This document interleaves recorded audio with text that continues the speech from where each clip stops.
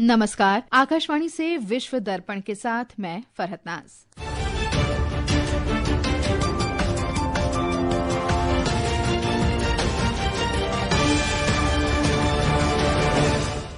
नेपाल में विनाशकारी बाढ़ से मरने वालों की संख्या बढ़कर 392 हुई। 1468 लोग अब भी लापता।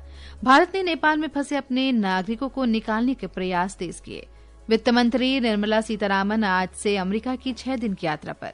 अमेरिका के राष्ट्रपति डोनाल्ड ट्रंप ने लेक ओंटारियो का नाम बदलकर लेक अमेरिका किया और भारतीय ग्रैंड मास्टर आर प्रज्ञानंद ने इतिहास रचा। ग्रैंड शतरंज टूर जीतने वाले पहले भारतीय बने। अब समाचार विस्तार से। नेपाल तिब्बत में आई विनाशकारी बाढ़ से मरने वालों की संख्या बढ़कर 392 हो गई है। नेपाल में 389 और तिब्बत में 3 व्यक्तियों की मौत हुई। सीमा के दोनों तरफ 1468 व्यक्ति लापता हैं। नेपाल के अधिकारियों ने 910 व्यक्तियों के लापता होने की जानकारी दी है। तिब्बत के अधिकारियों ने बताया कि 558 व्यक्तियों के बारे में कोई जानकारी नहीं मिली है। बचाव कर्मी लोगों की तलाश कर रहे हैं। अभी क्षेत्र में संकट टला नहीं है। भोटोकोशी नदी स्रोत के पास कई झील बन गई हैं। डर यह है कि इनके टूटने से पानी का एक तेज बहाव आ सकता है। इससे आपदा और गंभीर हो सकती है। नेपाल के सुरक्षा कर्मियों ने बाढ़ प्रभावित जिलों से 800 से अधिक लोगों को सुरक्षित स्थानों पर पहुंचाया है। इधर भारत ने बड़े पैमाने पर बचाव अभियान शुरू कर दिया है। विदेश मंत्रालय का कहना है कि नेपाल में 290 भारतीयों से संपर्क नहीं हो पा रहा है। विदेश मंत्री एस जयशंकर ने कहा कि बाढ़ प्रभावित इलाकों में फंसे भारतीयों की स्थिति का पता लगाने के लिए तत्काल प्रयास किए जा रहे हैं। अब तक भारत ने 84 नागरिकों को सुरक्षित निकाल लिया है। प्रधानमंत्री नरेंद्र मोदी ने नेपाल के प्रधानमंत्री वालेन्द्र शाह के साथ बातचीत की और उन्हें भारत की ओर से पूरी मानवीय सहायता का आश्वासन दिया। विश्व दर्पण के लिए श्रीराम शर्मा। विदेश मंत्रालय के प्रवक्ता रणधीर जायसवाल ने कहा है कि भारत ने नेपाल में बचाव और राहत अभियानों में सहायता के लिए 47 टन से अधिक राहत सामग्री भेजी है। 2 जहाज पे हम लोगों ने सहायता नेपाल को पहुंचाया है। पहला जहाज यहाँ से 10 टन करीबन रिलीफ मटेरियल लेके काठमांडू पहुंचा था, जिसमें कि कंबल, सोलर लैंप, दवाइयां, हाइजीन किट्स और टेंट वगैरह इस प्रकार की चीजें हैं। दूसरा जहाज इसमें 37.5 टन की सप्लाई, जिसमें कि 28.5 टन रिलीफ आइटम्स और 8 टन दवाइयां और 1 टन खाने पीने की सामग्री और जो भी मानवीय सहायता हो सकता है वो भी हम प्रदान करेंगे।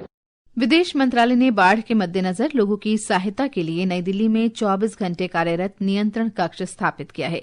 नियंत्रण कक्ष से 911123088718 और 911123088719 पर संपर्क कर सकते हैं। काठमांडू में भारतीय दूतावास ने सहायता के लिए भी नंबर जारी किए हैं। नंबर है 977-985-131-6807 और 977-981-0326117।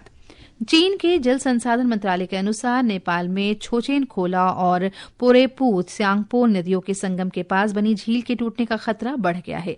झील में अगले 2 दिन में 30 लाख घन मीटर अतिरिक्त पानी पहुंच सकता है। श्रीलंका ने कहा है कि वो नेपाल को 10 लाख अमेरिकी डॉलर की आर्थिक मदद देगा। श्रीलंका के राष्ट्रपति अनुरा कुमारा दिसानायके ने कहा है कि जरूरत की इस घड़ी में श्रीलंका नेपाल के लोगों के साथ मजबूती से खड़ा है। वित्त मंत्री निर्मला सीतारामन आज से 6 दिन की अमेरिका यात्रा पर हैं। अपनी इस यात्रा के दौरान वे शिकागो, एशविले और न्यूयॉर्क जाएंगी। एक रिपोर्ट।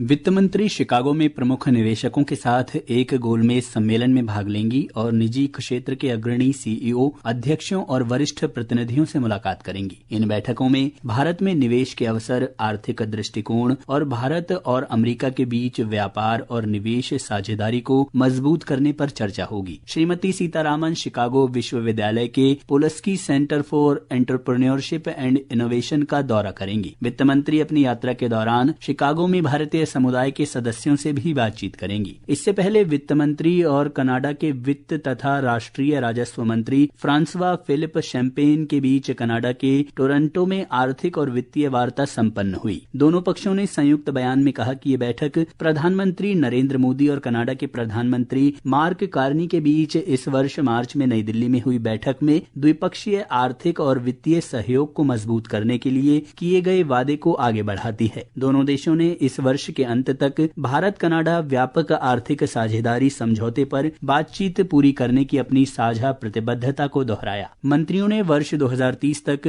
द्विपक्षीय व्यापार को 70 बिलियन कनाडाई डॉलर तक बढ़ाने की साझा प्रतिबद्धता को भी दोहराया। भारत ने जल्द से जल्द द्विपक्षीय निवेश संधि पर बातचीत शुरू करने की अपनी तत्परता व्यक्त की। विश्व दर्पण के लिए समाचार कक्ष से मैं मुकेश कुमार बल। श्रीलंका के नौसेना commander vice admiral Damien Fernando Bharat के आधिकारिक दौरे पर हैं। रक्षा मंत्रालय ने बताया कि इस दौरे का उद्देश्य द्विपक्षीय समुद्री सहयोग को और मजबूत करने के साथ साथ भारत और श्रीलंका के बीच नौसेना संबंधों को आगे बढ़ाना है। विश्व दर्पण समाचार आकाशवाणी से प्रसारित किए जा रहे हैं। ताजा समाचार जानने के लिए आप हमारे mobile app news on AIR और social media handle X @AIR News Hindi को फॉलो कर सकते हैं। विश्व दर्पण में आपका फिर स्वागत है। प्रधानमंत्री नरेंद्र मोदी 2 दिन की यात्रा पर कल उज्बेकिस्तान जाएंगे। श्री मोदी उज्बेकिस्तान के राष्ट्रपति शफकत मिर्जियोयेव के निमंत्रण पर ताशकंद का दौरा करेंगे। एक रिपोर्ट।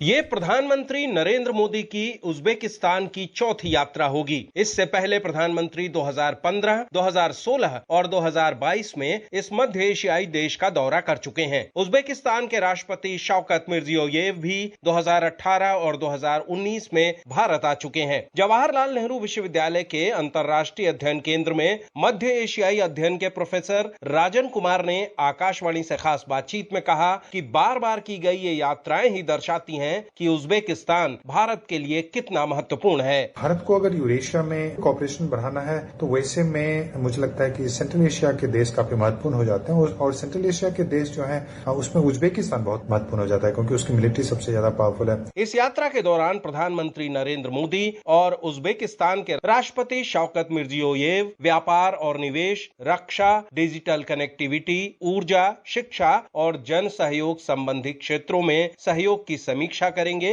और आगे की कार्य योजना तैयार करेंगे। दोनों नेता विकसित भारत 2047 और उज्बेकिस्तान 2030 के साझा विकास लक्ष्यों को आगे बढ़ाने पर भी अपने विचार साझा करेंगे। सुशील चंद्र तिवारी, आकाशवाणी समाचार, ताशकंद, उज्बेकिस्तान। अमेरिका की लेक ओंटारियो का नाम बदलकर लेक अमेरिका कर दिया गया है। राष्ट्रपति डोनाल्ड ट्रंप ने कनाडा के साथ बढ़ते व्यापारिक तनाव के मद्देनजर यह निर्णय लिया है।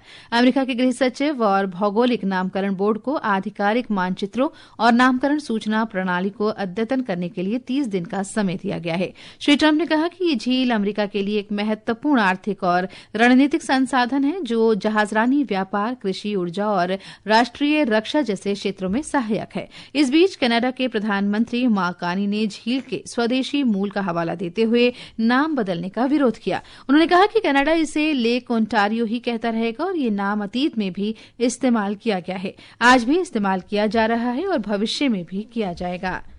प्रधानमंत्री नरेंद्र मोदी ने विश्व संस्कृत दिवस की शुभकामनाएं दी हैं। सोशल मीडिया पोस्ट में उन्होंने कहा कि संस्कृत भाषा की शाश्वत समृद्धि को चिन्हित करने के लिए श्रावण पूर्णिमा को विश्व संस्कृत दिवस मनाया जाता है। प्रधानमंत्री ने भारत और विश्व भर में उन सभी लोगों की सराहना की जो संस्कृत सीख रहे हैं और इस अनमोल खजाने को आने वाली पीढ़ियों तक पहुंचाने के लिए काम कर रहे हैं।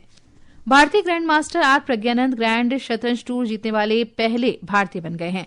उन्होंने कल रात अमेरिका के सेंट लुइस में फाइनल में मौजूदा चैंपियन फैबियानो कारुआना को 15-13 से हराकर शानदार जीत दर्ज की।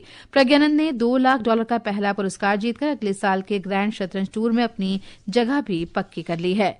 भारतीय महिला हॉकी टीम ने कल जर्मनी को 3-1 से हराकर FIH विश्व कप में 5वां स्थान हासिल किया। इस प्रदर्शन से अगले महीने जापान में होने वाले एशियाई खेलों से पहले टीम का आत्मविश्वास चरम पर है। भारत के वेलवन सेंथिल कुमार कल रात स्क्वैश सेमीफाइनल में भारत के ही वीर चोटरानी को हराकर PSA बुडापेस्ट स्क्वैश ओपन के फाइनल में पहुंच गए हैं। फाइनल में आज रात वेलवन का मुकाबला हंगरी के खिलाड़ी बालाज फारकस से होगा। और अंत में मुख्य समाचार एक बार फिर। नेपाल में विनाशकारी बाढ़ से मरने वालों की संख्या बढ़कर 392 हुई। 1468 लोग अभी भी लापता। भारत ने नेपाल में फंसे अपने नागरिकों को निकालने के प्रयास तेज किए। वित्त मंत्री निर्मला सीतारामन आज से अमेरिका की 6 दिन की यात्रा पर। अमेरिका के राष्ट्रपति डोनाल्ड ट्रंप ने लेक ओंटारियो का नाम बदलकर लेक अमेरिका किया। और खेलों में भारतीय ग्रैंड मास्टर आर प्रज्ञानंद ने इतिहास रचा। ग्रैंड शतरंज टूर जीतने वाले पहले भारतीय बने। इसके साथ ही विश्व दर्पण का ये अंक समाप्त हुआ। नमस्कार।